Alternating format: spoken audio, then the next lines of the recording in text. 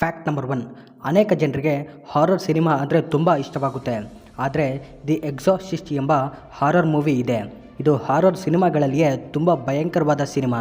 ಈ cinema release ಆಗೋದಕ್ಕೂ ಮುಂಚೆ ಬೇರೆ ಸಿನಿಮಾ ನೋಡಲು ಥಿಯೇಟರ್ಗೆ ಹೋದಾಗ ಆ ಸಿನಿಮಾ ಟ್ರೈಲರನ್ನು ಥಿಯೇಟರಲ್ಲಿ ಪ್ಲೇ ಮಾಡಿದಾಗ ಆಡಿಯನ್ಸ್ ಆ ಟ್ರೈಲರ್ ನೋಡಿ ತಲೆನೋವು ಬಂದು ಆಲ್ಮೋಸ್ಟ್ ಆ ಥಿಯೇಟರ್ನಲ್ಲಿ ಎಲ್ಲರಿಗೂ ಕಣ್ಣು ಸುತ್ತುವಂತೆ ಆಗಿ ಕೆಲವರು ಇಲ್ಯೂಷನ್ಗೆ ಕೂಡ ಗುರಿಯಾಗ್ತಾರೆ. ಇದಕ್ಕಾಗಿ ಈ ಟ್ರೈಲರನ್ನು 1973ರಲ್ಲಿ ಅಫಿಷಿಯಲ್ ಆಗಿ ಬ್ಯಾನ್ ಮಾಡ್ತಾರೆ.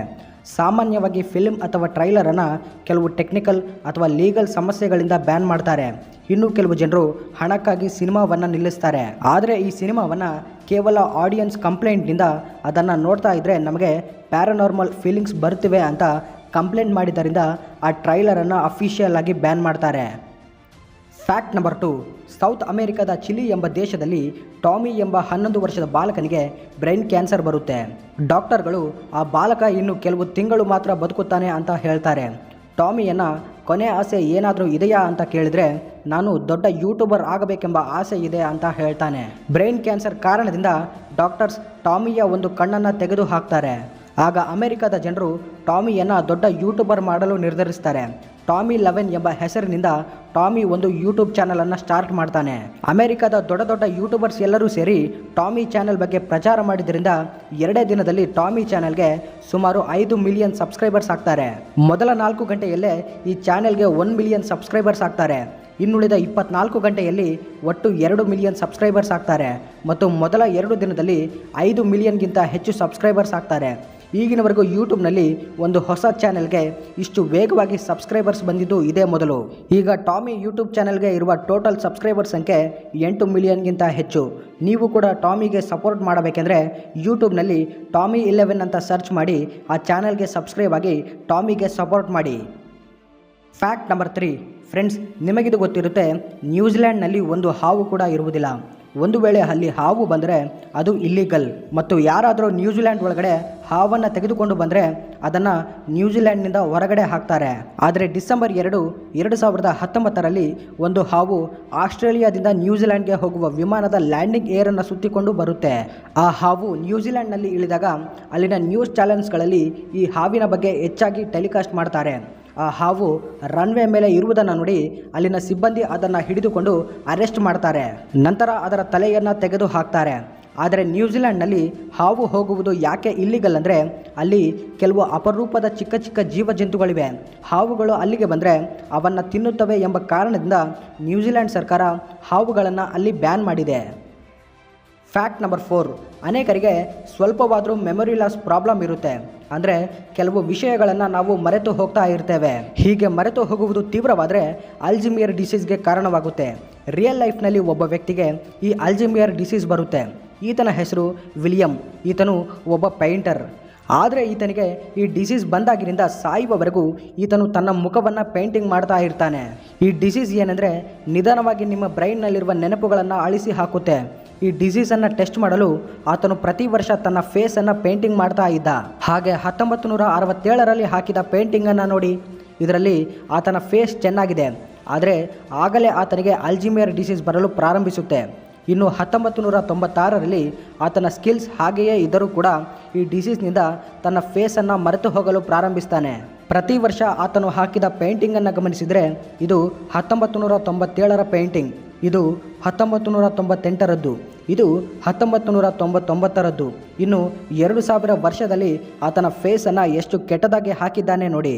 ಈ ಡಿಸೀಸ್ನಿಂದ ಆತನು ತನ್ನ ಫೇಸನ್ನೇ ಮರೆತು ಹೋಗ್ತಾನೆ. ಇದು ತುಂಬ ರೇರ್ ಆಗಿ ಕಾಣಿಸಿಕೊಳ್ಳುವ disorder. Fact number 5. Durga Prasad ಎಂಬ ಈ ಬಾಲಕ ಆಂಧ್ರ ಪ್ರದೇಶದ ಕಾಕಿನಾಡದ ನಿವಾಸಿ. ಈ ಬಾಲಕನಿಗೆ ಲಿವರ್ಗೆ ಸಂಬಂಧಿಸಿದ ಒಂದು ವ್ಯಾಧಿ ಬರುತ್ತೆ. ಅದಕ್ಕೆ ಚಿಕಿತ್ಸೆ ಮಾಡಲು ಆಪರೇಷನ್ ಮಾಡಬೇಕಾಗುತ್ತೆ. ಈ ಬಾಲಕನ ತಂದೆ ಕೂಲಿ ಕೆಲಸ ಮಾಡ್ತಾರೆ. ಅವರ ಹತ್ತಿರ ಆಪರೇಷನ್ ಮಾಡಿಸುವಷ್ಟು ಹಣವಿರುವುದಿಲ್ಲ. ಇದಕ್ಕಾಗಿ ಅವರು ಮಿಲ್ಯಾಪ್ನಲ್ಲಿ ಕ್ರೌಡ್ ಫಂಡಿಂಗ್ ಕ್ಯಾಂಪೇನನ್ನು ಸ್ಟಾರ್ಟ್ ಮಾಡ್ತಾರೆ. ಅದರಲ್ಲಿ ಸುಮಾರು 1500 ಜನರು ಹಣ ಡೊನೇಟ್ ಮಾಡಿದ್ದರಿಂದ 25 ಲಕ್ಷ ರೂಪಾಯಿಗಳು ದಾನವಾಗಿ ಬರುತ್ತೆ. ಇದರಿಂದ ಆಪರೇಷನ್ ಯಶಸ್ವಿಯಾಗಿ ಆ ಬಾಲಕ ಈಗ ತುಂಬ ಆರೋಗ್ಯವಾಗಿದ್ದಾನೆ. ಇದೇ ರೀತಿ ಅನೇಕ ಜನರು ಈ ರೀತಿಯ ಎಮರ್ಜೆನ್ಸಿ ಸಮಯದಲ್ಲಿ ಬಂಗಾರವನ್ನು ಅಥವಾ ಮನೆಯನ್ನು ಅಡವಿಟ್ಟು ಹಣ ತರ್ತಾರೆ. ಅಂಥವರಿಗೋಸ್ಕರ ಕ್ರೌಡ್ ಫಂಡಿಂಗ್ ಎಂಬ ಆಪ್ಷನ್ ಇದೆ. ಇಂಥವರಿಗೆ ಸಹಾಯ ಮಾಡಲು ಮಿಲ್ಯಾಪ್ ತುಂಬ ಚೆನ್ನಾಗಿ ಉಪಯೋಗವಾಗುತ್ತೆ. ನಿಮ್ಮಲ್ಲಿ ಯಾರಿಗಾದರೂ ಆರ್ಥಿಕವಾಗಿ ಎಮರ್ಜೆನ್ಸಿ ಇದ್ದರೆ ಮಿಲ್ಯಾಪ್ನಲ್ಲಿ ಕ್ರೌಡ್ ಫಂಡಿಂಗ್ ಕ್ಯಾಂಪೇನನ್ನು ಸ್ಟಾರ್ಟ್ ಮಾಡಬಹುದು. ಇದರಲ್ಲಿ ಮೆಡಿಕಲ್, ಕೋವಿಡ್ ಟ್ರೀಟ್ಮೆಂಟ್, ಇಕ್ವಿಪ್ಮೆಂಟ್ ಮತ್ತು ಯಾರಿಗಾದರೂ ಪರ್ಸನಲ್ ಕಾರಣಗಳಿಗೋಸ್ಕರ ಮಿಲ್ಯಾಪ್ನಲ್ಲಿ ಫಂಡ್ ರೈಸಿಂಗ್ ಕ್ಯಾಂಪೇನನ್ನು ಸ್ಟಾರ್ಟ್ ಮಾಡಬಹುದು. ನಾನು ಅನೇಕ ಸೋಷಿಯಲ್ ಮೀಡಿಯಾಗಳಲ್ಲಿ ಗಮನಿಸಿದಂತೆ ಅನೇಕರು ಈ ಮಿಲ್ಯಾಪ್ ವೆಬ್ಸೈಟ್ ಮೂಲಕ ಎಷ್ಟೋ ಬಡವರಿಗೆ ಸಹಾಯ ಮಾಡಿ ಅವರ ಪ್ರಾಣವನ್ನು ಕಾಪಾಡುತ್ತಿದ್ದಾರೆ ಮತ್ತು ಇದು ಜೆನ್ಯೂನ್ ವೆಬ್ಸೈಟ್ ಆಗಿದೆ. ನಿಮ್ಮಲ್ಲಿ ಯಾರಿಗಾದರೂ ಎಮರ್ಜೆನ್ಸಿ ಇದ್ದರೆ ಮಿಲ್ಯಾಪ್ನಲ್ಲಿ ಫಂಡ್ಸ್ ಕಲೆಕ್ಟ್ ಮಾಡಬಹುದು ಮತ್ತು ಅದರಲ್ಲಿ ಅವಸರವಿರುವವರಿಗೆ ಫಂಡ್ಸ್ ಡೊನೇಟ್ ಮಾಡಬಹುದು. ಈ ವಿಷಯವನ್ನು ನಿಮ್ಮ ಫ್ರೆಂಡ್ಸ್ ಹಾಗೂ ಫ್ಯಾಮಿಲಿ ಮೆಂಬರ್ಸ್ಗೆ ಕೂಡ ಶೇರ್ ಮಾಡಿ. ಮುಂದಿನ ಫ್ಯಾಕ್ಟ್ ನೋಡುವುದಕ್ಕೂ ಮುಂಚೆ ನಿಮ್ಮಲ್ಲಿ ಯಾರಾದರೂ ನಮ್ಮ ಚಾನಲನ್ನು ಇನ್ನೂ ಸಬ್ಸ್ಕ್ರೈಬ್ ಆಗಿಲ್ಲವಾದರೆ ಈ ಕೂಡಲೇ ಸಬ್ಸ್ಕ್ರೈಬ್ ಮಾಡಿಕೊಂಡು ಬೆಲ್ ಐಕನನ್ನು ಕೂಡ ಆನ್ ಮಾಡ್ಕೊಳ್ಳಿ. ಇದರಿಂದ ನಾವು ಮಾಡುವ ವೀಡಿಯೋಸ್ನ ನೋಟಿಫಿಕೇಷನ್ ನಿಮ್ಮ ಫೋನಲ್ಲಿ ಬರುತ್ತೆ. ಮೊದಲೇ ಸಬ್ಸ್ಕ್ರೈಬ್ ಆಗಿ ನಮ್ಮನ್ನು ಸಪೋರ್ಟ್ ಮಾಡಿದವರಿಗೆ ತುಂಬ ಥ್ಯಾಂಕ್ಸ್. ಫ್ಯಾಕ್ಟ್ ನಂಬರ್ 6, ನೀವು ನಿಮ್ಮ ಕೈಗಳ ನರಗಳನ್ನು ಗಮನಿಸಿ. ನಿಮ್ಮ ಕೈಯನ್ನು ಈ ಫೋಟೋದಲ್ಲಿ ತೋರಿಸಿರುವಂತೆ ಹಿಡಿದುಕೊಳ್ಳಿ. ಈಗ ನಿಮ್ಮ ನರ ಮೇಲಕ್ಕೆ ಬಂದಂತೆ ಕ್ಲಿಯರ್ ಆಗಿ ಕಾಣಿಸುತ್ತಾ? ಹಾಗಾದರೆ ಇದು ಜೀನಿಯಸ್ ಎನ್ನುವುದಕ್ಕೆ ಗುರುತು. ಏಕೆಂದರೆ ಅನೇಕ ಇಂಟೆಲಿಜೆಂಟ್ ವ್ಯಕ್ತಿಗಳಿಗೆ ಹೀಗೆ ಕಾಣಿಸುತ್ತೆ. ಒಂದು ವೇಳೆ ನಿಮಗೆ ಹೀಗೆ ನರ ಕಾಣಿಸದಿದ್ದರೆ ನೀವು ಎಮೋಷ್ನಲಿ ಇಂಟೆಲಿಜೆಂಟ್ ಅಂತ ಅರ್ಥ. ಅಂದರೆ ನಿಮ್ಮಲ್ಲಿ ಎಮೋಷನ್ಸ್ ಹೆಚ್ಚಾಗಿ ಇರುತ್ತವೆ ಮತ್ತು ನೀವು ಇದನ್ನು ನಿಮ್ಮ ಕುಟುಂಬದವರಲ್ಲಿ ಕೂಡ ಚೆಕ್ ಮಾಡಬಹುದು. ಇದರಿಂದ ಯಾರು ಜೀನಿಯಸ್ ಅಥವಾ ಯಾರು ಎಮೋಷ್ನಲಿ ಇಂಟೆಲಿಜೆಂಟ್ ಎಂದು ಗೊತ್ತಾಗುತ್ತೆ.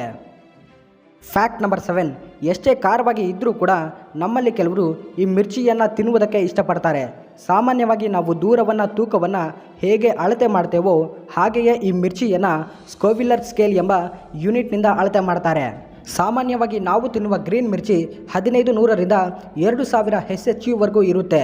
ಆದರೆ ಡ್ರ್ಯಾಗನ್ ಬ್ರೀತ್ ಚಿಲ್ಲಿ ಪೆಪ್ಪರ್ ಎಂಬ ಈ ಮಿರ್ಚಿಯನ್ನು ತಿಂದರೆ ನಿಮಗೆ ಕಂಟಿನ್ಯೂಯಸ್ ಆಗಿ ಶಾಕ್ ಬರ್ತಾನೆ ಇರುತ್ತೆ. ಇದು ಎಷ್ಟು ಅಪಾಯಕಾರಿ ಅಂದರೆ ಇದನ್ನು ತಿಂದರೆ ಕೆಲವೇ ನಿಮಿಷದಲ್ಲಿ ನೀವು ಸತ್ತು ಹೋಗ್ತೀರಾ. ಇದರ ಸ್ಕೋವಿಲರ್ ರೇಂಜ್ 2,80,000 SHU ಇರುತ್ತೆ. ಇಷ್ಟಕ್ಕೂ ಇಷ್ಟು ಡೇಂಜರಸ್ ಮೆಣಸಿನಕಾಯಿಯನ್ನು ಯಾಕೆ ಬೆಳೆಸ್ತಿದ್ದಾರೆ ಅಂದರೆ ಇದನ್ನು ಮೆಡಿಕಲ್ ಟ್ರೀಟ್ಮೆಂಟ್ನಲ್ಲಿ ಉಪಯೋಗಿಸ್ತಾರೆ. ನಮಗೆ ಯಾವುದಾದ್ರೂ ಆಪರೇಷನ್ ಮಾಡುವಾಗ ಎನಸ್ಥೀಸಿಯಾ ಕೊಡ್ತಾರಲ್ವಾ, ಈ ಎನಸ್ಥೀಸಿಯಾವನ್ನು ತಯಾರಿಸಲು ಈ ಮೆಣಸಿನಕಾಯಿಯನ್ನು ಉಪಯೋಗಿಸ್ತಾರೆ. ಫ್ಯಾಕ್ಟ್ ನಂಬರ್ 8, ನಮ್ಮಲ್ಲಿ ಅನೇಕರು ಓರಿಯೋ ಬಿಸ್ಕೆಟ್ ತಿನ್ನುತ್ತೇವೆ. ಆದರೆ ಓರಿಯೋ ಬಿಸ್ಕೆಟ್ ಮೇಲೆ ದೊಡ್ಡ ದೊಡ್ಡ ಪ್ಯಾಟರ್ನ್ಸ್ನಿಂದ ವಿಧವಾದ ಸಿಂಬಲ್ಸ್ ಇರುತ್ತವೆ. ಆದರೆ ಅವುಗಳನ್ನು ಯಾರೂ ಹೆಚ್ಚಾಗಿ ಗಮನಿಸುವುದಿಲ್ಲ.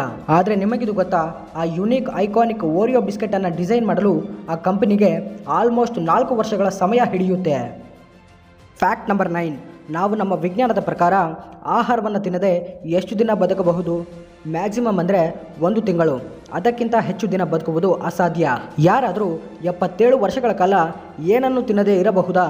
ಆದರೆ ಗುಜರಾತ್ನ ಚಂದ್ರರಾಸನ್ ಎಂಬ ಗ್ರಾಮಕ್ಕೆ ಸೇರಿದ ಒಂದು ಚಿಕ್ಕ ಆಶ್ರಮದಲ್ಲಿರುವ ಈತನ ಹೆಸರು ಪ್ರಹ್ಲಾದ್ ಜಾನಿ. ಈತನ ಪ್ರಕಾರ ಈತನು ಕಳೆದ 77 ವರ್ಷಗಳಿಂದ ಏನೂ ತಿನ್ನದೆ ಮತ್ತು ಏನೂ ಕುಡಿಯದೇ ಇದ್ದಾನೆ. ಈ ವಿಷಯ ಸುದರ್ಶನ್ ಎಂಬ ಡಾಕ್ಟರ್ಗೆ ಗೊತ್ತಾದ ಮೇಲೆ 2003ರಲ್ಲಿ ಈತನನ್ನು 15 ದಿನಗಳ ಕಾಲ ಒಂದು ರೂಮ್ನಲ್ಲಿ ಇರಿಸಿ ಟೆಸ್ಟ್ ಮಾಡ್ತಾರೆ. ಪ್ರತಿದಿನ ಬೆಳಗ್ಗೆ 100 ml ನೀರನ್ನು ಮಾತ್ರ ಪುಕ್ಕಳಿಸುವುದಕ್ಕೆ ಕೊಡುತ್ತಿದ್ದರು. ಹೀಗೆ 15 ದಿನಗಳ ನಂತರವೂ ಕೂಡ ಈತನ ಶರೀರದಲ್ಲಿ ಯಾವ ಬದಲಾವಣೆ ಕೂಡ ಇರುವುದಿಲ್ಲ. ಪುನಃ 2010ರಲ್ಲಿ DIPAS ಅವರ ನಿರ್ವಹಣೆಯಲ್ಲಿ 37 ಡಾಕ್ಟರ್ಸ್ ಈತನ ಮೇಲೆ ಪರಿಶೋಧನೆಯನ್ನು ನಿರ್ವಹಿಸ್ತಾರೆ.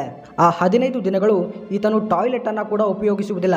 ಆ ಪರಿಶೋಧನೆಯಲ್ಲಿ ಗೊತ್ತಾಗಿದ್ದು ಏನೆಂದರೆ ಈತನ ಶರೀರ ಆತನ ಯೂರಿನನ್ನು ತಿರುಗಿ ವಾಟರ್ನಂತೆ ಬದಲಾಯಿಸಿ ಅಬ್ಸರ್ವ್ ಮಾಡಿಕೊಳ್ಳುತ್ತಿದೆ. ಈ ಪವರ್ನಿಂದ ಈತನು ಕಳೆದ 77 ವರ್ಷಗಳಿಂದ ಏನೂ ತಿನ್ನದೆ ಏನೂ ಕುಡಿಯದೇ ಇದ್ದಾನೆ. ಫ್ಯಾಕ್ಟ್ ನಂಬರ್ 10, ನೀವು ಮಾರ್ವೆಲ್ ಮೂವೀಸ್ ನೋಡಿದ್ದರೆ ಅವೆಂಜರ್ಸ್ನಲ್ಲಿ ಥಾರ್ ಎಂಬ ಕ್ಯಾರೆಕ್ಟರ್ ಗೊತ್ತಿರುತ್ತೆ. ಆದರೆ ಥಾರ್ ಕೈಯಲ್ಲಿರುವ ಹ್ಯಾಮರನ್ನು ಆತನು ಬಿಟ್ಟರೆ ಬೇರೆ ಯಾರೂ ಎತ್ತುವುದಿಲ್ಲ. ಟೆಕ್ನಿಕಲ್ ಆಗಿ ಆ ಹ್ಯಾಮರನ್ನು ಥೋರ್ ಮಾತ್ರ ಹ್ಯಾಂಡಲ್ ಮಾಡ್ತಾನೆ. ಆದರೆ ಆ್ಯಸ್ ಇಟ್ ಈಸ್ ಇದೇ ರೀತಿಯಾಗಿ ರಿಯಲ್ ಲೈಫ್ನಲ್ಲಿ ಕೂಡ ಈ ಹ್ಯಾಮರನ್ನು ತಯಾರಿಸಿದ್ದಾರೆ. ಅಂದರೆ ಆ ಹ್ಯಾಮರನ್ನು ತಯಾರಿಸಿದ ವ್ಯಕ್ತಿ ಬಿಟ್ಟರೆ ಬೇರೆ ಯಾರೂ ಆ ಹ್ಯಾಮರನ್ನು ಎತ್ತುವುದಿಲ್ಲ. ಈ ಹ್ಯಾಮರ್ನ ಪ್ರಾಪರ್ಟೀಸನ್ನು ಗಮನಿಸಿದರೆ ಈ ಹ್ಯಾಮರ್ ಎಲೆಕ್ಟ್ರೋಮ್ಯಾಗ್ನೆಟಿಕ್ ಸೆನ್ಸಾರ್ನಿಂದ ಕೆಲಸ ಮಾಡುತ್ತೆ ಮತ್ತು ಇದರಲ್ಲಿ ಫಿಂಗರ್ ಪ್ರಿಂಟ್ ಸೆನ್ಸಾರ್ ಕೂಡ ಇದೆ. ಒಂದು ವೇಳೆ ನೀವು ಈ ಹ್ಯಾಮರನ್ನು ಲಿಫ್ಟ್ ಮಾಡಲು ಪ್ರಯತ್ನಿಸಿದರೆ ನಿಮ್ಮ 5 ಬೆರಳು ಮ್ಯಾಚ್ ಆಗದಿದ್ದರೆ ಅದನ್ನು ನೀವು ಎತ್ತುವುದಕ್ಕೆ ಆಗುವುದಿಲ್ಲ. ಅದು ಆಗಿನವರೆಗೂ ಎಲೆಕ್ಟ್ರೋಮ್ಯಾಗ್ನೆಟಿಕ್ ಫೋರ್ಸ್ನಿಂದ ಲಾಕ್ ಆಗಿರುತ್ತೆ. ಸೊ ಈ ರೀತಿಯಾಗಿ ರಿಯಲ್ ಲೈಫ್ನಲ್ಲಿ ಕೂಡ ಥಾರ್ ಹ್ಯಾಮರನ್ನು ತಯಾರಿಸಿದ್ದಾರೆ. ಇವಾಗಿದ್ದವು ಈ ವಿಡಿಯೋದ ಫ್ಯಾಕ್ಟ್ಸ್. ಈ ವಿಡಿಯೋದಲ್ಲಿನ ಫ್ಯಾಕ್ಟ್ಸ್ ನಿಮಗೆ ಇಷ್ಟವಾಗಿದ್ದರೆ ಈ ವಿಡಿಯೋವನ್ನು ಲೈಕ್ ಮಾಡಿ. ಇಂತಹ ಮತ್ತಷ್ಟು ವಿಡಿಯೋಸ್ ನಮ್ಮ ಚಾನಲಲ್ಲಿ ಸಿಗುತ್ತವೆ. ಇಂಟ್ರೆಸ್ಟ್ ಇದ್ದವರು ಚೆಕ್ ಮಾಡಿ. ಮುಂದಿನ ವಿಡಿಯೋವನ್ನು ತಪ್ಪದೇ ನೋಡಲು ನಮ್ಮ RJ ಫ್ಯಾಕ್ಟ್ಸ್ ಇನ್ ಕನ್ನಡ ಚಾನಲನ್ನು ಸಬ್ಸ್ಕ್ರೈಬ್ ಮಾಡ್ಕೊಳ್ಳಿ. Thank you for watching.